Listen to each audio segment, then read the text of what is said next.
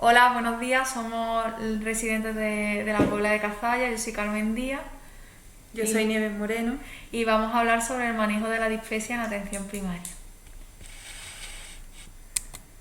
Bueno, lo primero que hay que comentar es que la dispepsia es un síntoma muy frecuente en las consultas de primaria junto con las consultas hospitalarias y para ello en 2012 la Sociedad Española de Gastroenterología realizó una guía práctica sobre el manejo de la dispepsia, ¿vale?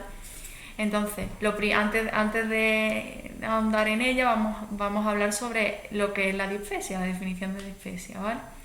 La dispepsia se considera la presencia en el abdomen superior o retroesternal de dolor, molestia, ardor, náusea, vómito o cualquier otro síntoma que se considere originado en el tracto gastrointestinal superior. Se divide en diferentes tipos. La dispepsia no investigada, que sería lo anterior dicho, en ausencia de un estudio diagnóstico. La dispepsia secundaria, que es cuando se detecta una causa que lo justifica. Y la dispepsia funcional, que es cuando no se ha encontrado ninguna etiología que justifique los síntomas. Las causas de dispepsia más frecuentes pues suelen ser, en los que se encuentran una causa originaria, sería la úlcera péptica, la enfermedad por reflujo gastroesofágico y el uso de medicamentos, los más frecuentes los AINE. Y entre los menos frecuentes estarían el cáncer gástrico o esofágico, que es por lo que se lleva a cabo esta guía, para no hacer a todo el mundo endoscopia, pero sí saber cuándo hay que hacerla para descartar este cáncer y verlo lo antes posible. Y otras causas, por ejemplo, como la diabetes, que es muy común en atención primaria y que debido a la gastroparesia y la desmotilidad gástrica que produce esta enfermedad también nos puede dar síntomas de dispepsia. Dentro de la dispepsia funcional, que es en la que no se encuentra ningún tipo, el criterio de Roma cuarto la divide en dos tipos. ¿Qué es la dispepsia funcional? Pues lo que hemos comentado antes: plenitud postprandial, saciedad temprana, dolor epigástrico molesto o ardor epigástrico en ausencia de alteraciones estructurales, incluyendo una endoscopia digestiva alta normal, sin enfermedad orgánica, sin enfermedad sistémica ni metabólica que nos pueda explicar los síntomas. Debe de tener al menos 3 meses de duración y haber comenzado 6 meses antes de la consulta.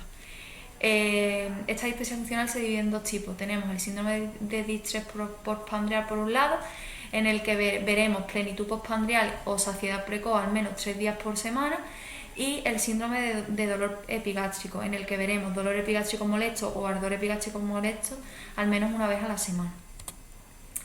Y aquí ya vamos a qué hacer en una dispepsia.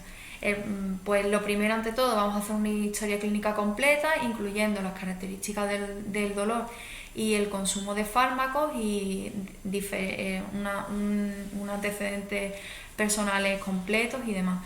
Y vamos a instaurar unas medidas higiénico-dietéticas, como son no fumar, reducir la ingesta de alcohol, perder peso. Estas medidas no es que se haya visto una evidencia sobre la eficacia sobre la dispepsia muy grande, pero sí que ayuda en el efecto con efectos beneficiarios en otros síntomas y en la salud del paciente, por lo tanto podemos ponerla.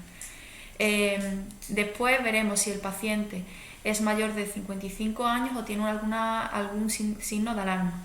Dentro de los síntomas y signos de alarma son los que están ahí escritos, que tenemos la pérdida de peso significativa, vómitos intensos y recurrentes, disfagia o dinofagia, signos de sangrado digestivo, masa abdominal palpable, ictericia y linfadenopatía. Si encontramos algunas de estas causas o el paciente es mayor de 55 años, habrá que hacer una endoscopia digestiva alta. Que tenemos un paciente menor de 55 años y no tiene estos síntomas, pues veremos la prevalencia de infección de Helicobacter pylori en la zona, en la población. Si es mayor del 20%, que en nuestro caso en Andalucía sí que es mayor del 20%, realizaremos una evaluación y un tratamiento de Helicobacter pylori. Si es negativo, pasaremos a otras medidas que veremos posteriormente.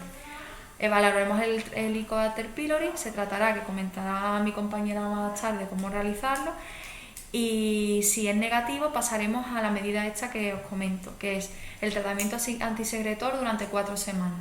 Se puede poner tanto el IVP tanto en dosis estándares como en dosis doble.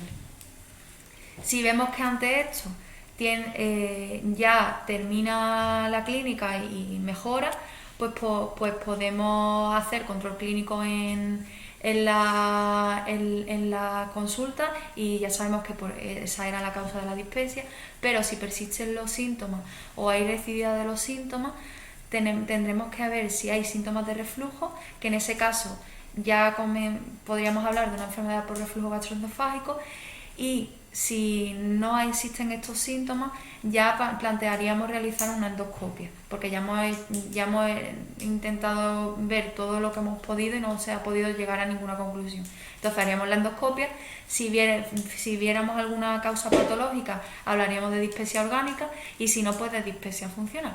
Y ahora os dejo con mi compañera para el tratamiento. Bueno, el tratamiento de la dispepsia.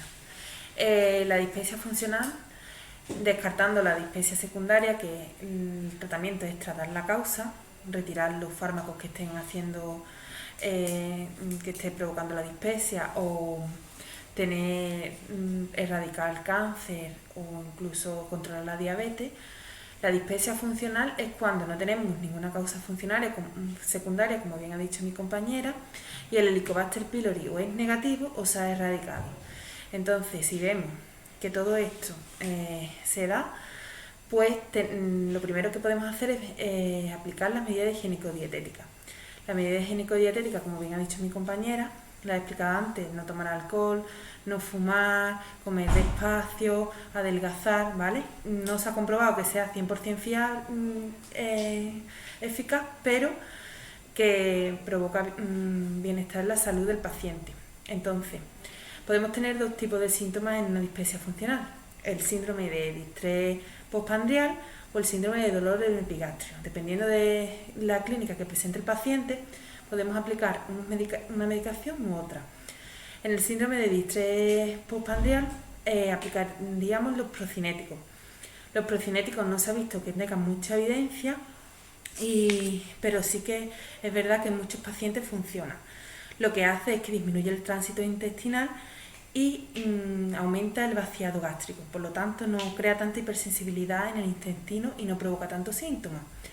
Si tenemos dolor en epigastrio, el síndrome de dolor en epigastrio, pues podríamos usar los IVP, que esto sí que se tiene más evidencia de estos fármacos, que lo que hacen es inhibir la bomba de protones, disminuyendo la secreción ácida, por lo tanto la hipersensibilidad y los eosinófilos que se encuentran en el intestino delgado. Lo que hay que tener cuidado, porque tiene efectos secundarios en pacientes que tienen cirrosis, ascites o nefritis intersticial, puede provocar encefalopatía. Siempre hay que tenerlo en cuenta.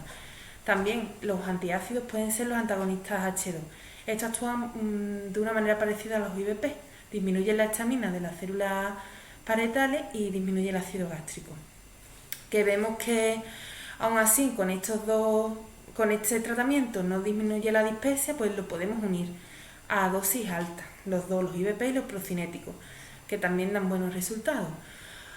Aún así, si persisten los síntomas, pues pasaremos a otros fármacos que son los neuromoduladores. Decir también que los procinéticos y los IVP, si las molestias solamente es puntual, pues también se podría tomar a demanda o de forma intermitente.